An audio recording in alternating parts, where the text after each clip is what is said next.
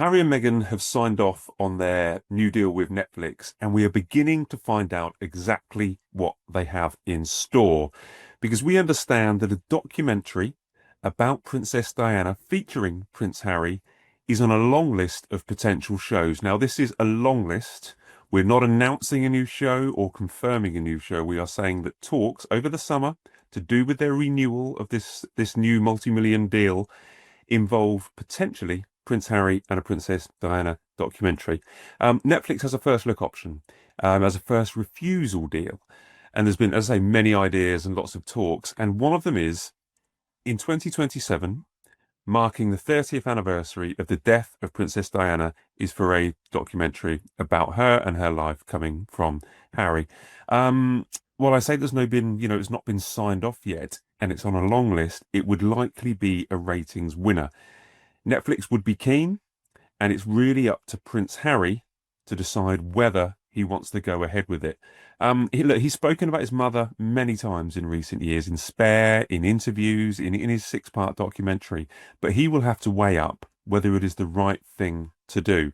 But for him, for the right thing to do for his family, and right thing to do for the memory of his mother. People may argue, people may disagree, but some people might also say, why can't he feature on a documentary about his mother? There's also the argument that Netflix have invested heavily in Meghan. They spent a lot of money on partnering with As Ever and her With Love show, which will be out for a second series later this month. And they've invested heavily in there in the hope that one day they'll get Harry and they'll get a big box office ratings winner with Harry. And this could be it. This could be the one that they're waiting for. Now, the couple will obviously have to think carefully, but for Netflix, it's clear. It's a clear ratings winner, but it has to be done with Harry's permission. We are just over a week before the anniversary of the death of Princess Diana, who died in 1997 in a car crash in Paris.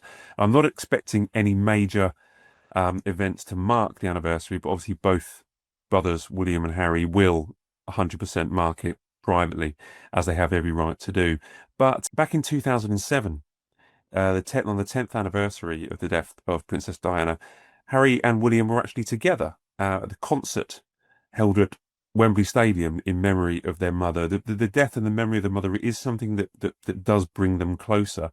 In 2017, the 20th anniversary of her death, they both appeared at Kensington Palace, where they looked at some of the flowers that mourners had left outside, basically where she lived for many, many years.